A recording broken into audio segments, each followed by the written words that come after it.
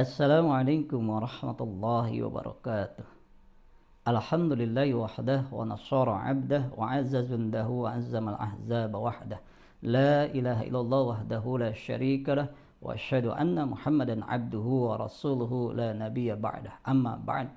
Rabbi zidni ilman, Allahumma anfa'ni bima 'allamtani wa 'allimni ma yanfa'uni warzuqni ilman yanfa'uni. Ikhwatul iman rahimakumullah. Alhamdulillah, bersyukur kita kepada Allah, 1 bulan penuh Allah mendidik kita, Allah membina kita, Allah menggembleng kita dalam bulan Ramadan dengan berbagai macam aktivitas ibadah kita, baik yang sunnah maupun yang wajib, di mana sehingga pada bulan Syawal dijelaskan oleh Syekh Ibnu Rajab Al-Hambali sebagai bulan irtifa'ul a'mal, peningkatan, penaikan ibadah seorang hamba kepada Allah Azza wa Jalla.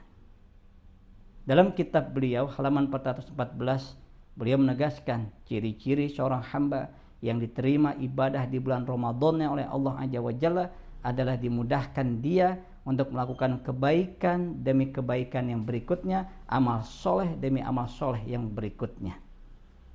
Ikhwatul iman rahimakumullah. Sehingga dalam Islam, bulan Syawal adalah bulan yang memiliki keutamaan, keagungan, kemuliaan di sisi Allah Azza wa Jalla. Yang pertama, sebagaimana Rasulullah Shallallahu Alaihi Wasallam menegaskan dalam hadis riwayat Imam Muslim nomor hadis 1164 dari sahabat Abu Ayyub Al-Ansari, di mana Rasulullah Shallallahu Alaihi Wasallam bersabda, "Man shoma Ramadanan, summa atba'ahu sittan min Shawwal, fadzalika syiyamud dahr."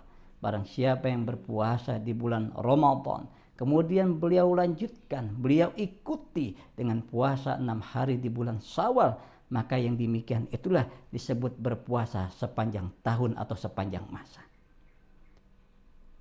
Inilah yang disebut orang istiqomah beribadah kepada Allah. Dia tetap melaksanakan ketaatan, dia tetap mengerjakan amal solih, dia tetap melakukan kebaikan demi kebaikan di bulan berikutnya. Kenapa? Karena dia tahu yang dia sembah adalah Allah Azza wa Jalla, dan dialah hamba Allah, Abdullah, sehingga dia akan selalu taat beribadah kepada Allah. Ini yang ditegaskan oleh Syekh Ibnu Rajab Al-Hambali, kun ibadullah wala takun ibadur Ramadan. Jadilah kalian hamba Allah yang di mana saja, kapan saja, dalam kondisi bagaimana saja, kalian tetap menyembah beribadah kepada Allah. Jangan kalian menjadi hamba Ramadan yang hanya beribadah, yang hanya menyembah, yang hanya taat kepada Allah ketika di bulan Ramadan saja.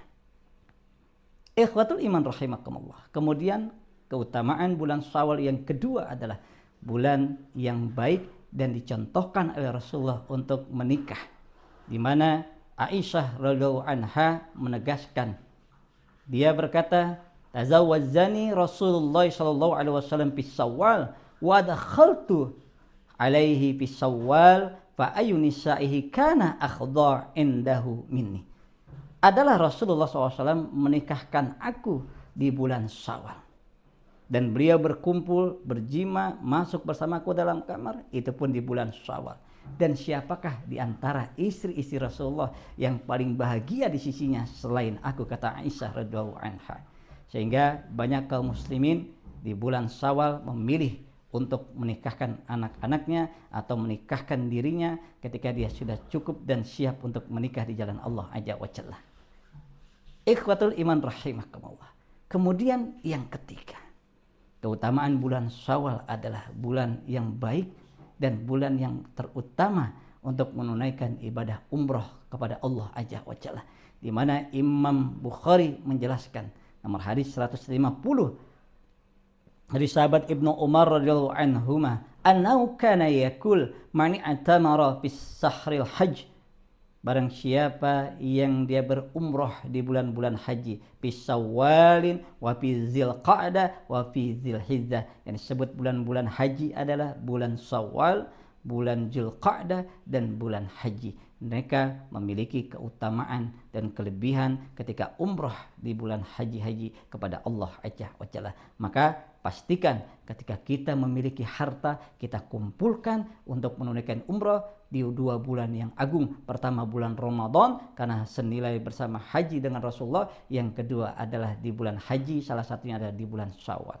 Ikhwatul iman rahimakumullah. Kemudian yang keempat, yang terakhir, keutamaan bulan Syawal adalah bulan di mana sejarah mencatat terjadinya 3 peperangan besar pada masa Rasulullah Shallallahu Alaihi Wasallam. Yang pertama perang Uhud pada 15 Syawal tahun 3 Hijrah, di mana kaum muslimin yang berjumlah 700 harus menghadapi kaum kafir Quraisy yang jumlahnya 3000, sehingga dalam perang ini Rasulullah mengalami luka yang begitu luar biasa. Bahkan sempat kaum muslimin mengalami kekalahan karena orang-orang pemanah menyalahi amanahnya, tergiur dengan harta rampasan perang, turun dari bukit, tetapi wa makaru wa makarallah wallahu khairul makirin. Mereka orang kafir punya rencana, Allah pun punya rencana.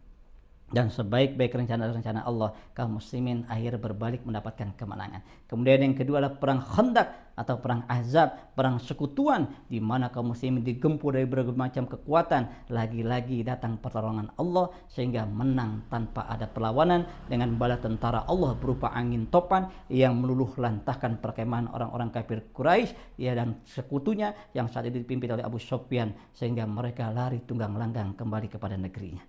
Kemudian yang ketiga adalah perang Hunain pada bulan Syawal tahun 8 Hijrah, di mana kaum muslimin menghadapi 2 kekuatan, yaitu suku Hawazin dan suku Bani Syakib, yang mereka akhirnya dikalahkan dengan izin Allah Azza wa Jalla.